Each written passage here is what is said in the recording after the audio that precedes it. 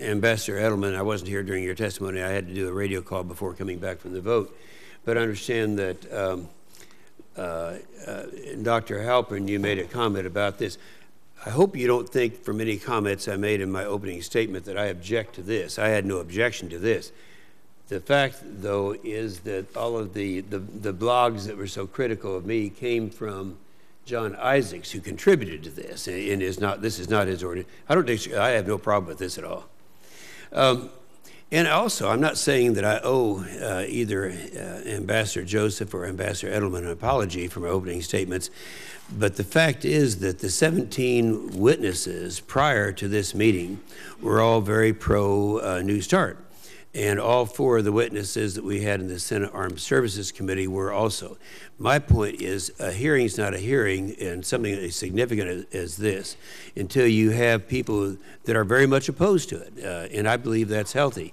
I referenced the Law of the Sea Treaty that was, we ended up with very healthy, debating, confrontational hearings, because it was a very significant one, and we, as you know, did not end up ratifying that. So I, from some of the comments that you made, Ambassador Joseph, I agree with you. Some of the things, I think in terms of our delivery systems, as I referred to it in my statements on the Senate floor, our force structures, we do have a problem. And we do, you commented about the B-52 and the B-2. The fact that we did have and authorized in our committee the next generation bomber, which was taken out 18 months ago in President Obama's first budget. It's something I think that one of the things that I've had a problem with. I had other problems. The main problem I had was what they did with the ground-based site in Poland. Well, let me ask the two of you, if I could. You heard me in my opening statement refer to the numbers that in the nuclear force structure, is section 1251, retains, and we talked about the 3 deliveries, ICBM, SLBM, and then of course the aircraft. 420 of the ICBM, 60 of the bombers. Now we actually have more than that, but those that can be used for this purpose.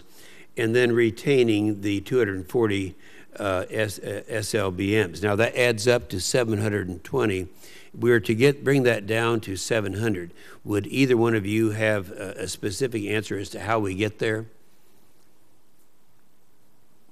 You probably don't. You're getting into the weeds, I know, but I think the most likely answer would be from the bomber wing of the triad, but I'd go back to what Ambassador Joseph said. One of the concerns I have is, I think the 1251 statement says up to 60 bombers. I think there are 18 operational B-2s, which means about 42, by my count, B-52Hs. But that 42 B-52H number of delivery platforms is, as Ambassador Joseph said, totally dependent on a follow-on to ALCM. And we could very easily find ourselves sometime in the next couple of years with a bomber leg of the triad that's only 18 B-2s. That would be a matter of some concern to me, because as the Schlesinger Commission reported, not the one that Ambassador Mort Halpern was on, but the one that Secretary Schlesinger did for Secretary Gates about the Minot episode, very strongly suggested that the bomber wing of the triad remains extremely important.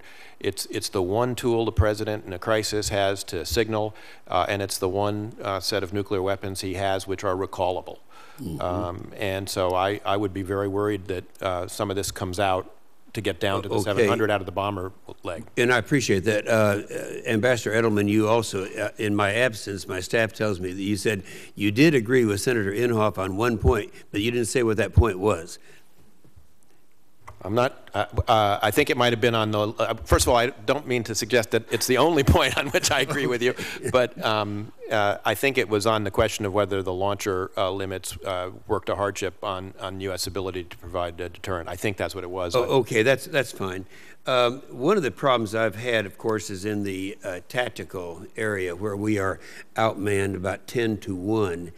And I found a statement that was made, if I can find it here, here it is, by Senator Biden at that time, in 2003, that was Senator Biden. He said, after entry into force of the Moscow Treaty, getting a handle on the Russian tactical nuclear weapons must be a top arms control and nonproliferation objective of the United States government. Do the two of you agree with his statement at that time? Senator, I have for a long time thought it was necessary to get a handle on the great disparity in so-called non-strategic nuclear weapons. Every time I hear the term non-strategic nuclear weapons, I recall that no nuclear weapon is non-strategic. Okay. This notion of a non-strategic is one that is derived from sort of the arms control dialogue. It's a total artificiality. It relates to the inability to count these weapons in the past and to verify them. And when we had thousands and thousands of strategic weapons, it was kind of okay to put them to one side as a convenience. But I've never thought of them as non-strategic. Imagine a short-range nuclear weapon going off anywhere, and the consequences would be fundamentally strategic. Yes, sir. We have not been able to get a handle on those. In 2002, the Bush administration was criticized in the Treaty of Moscow by a number of members of the Senate for not getting a handle on those. This treaty does not get a handle on these so-called tactical, non-strategic theater, call them what you will. Just don't call them strategic. I think we very much need to, because sort of the importance of this category of weapons has gone up as the number of strategic weapons has gone down. In 2002, we were talking about 6,000 weapons under START 1. Now we're below 2,200, and yet this great disparity in this category of weapons, which gives the Russians an 8-to-1 or 10-to-1 advantage. I'm not entirely sure what the numbers are. But it clearly is important, and to me it raises the possibility for the first time since the Kennedy administration, we are at risk of sacrificing or changing a fundamental policy which was a nuclear posture second to none.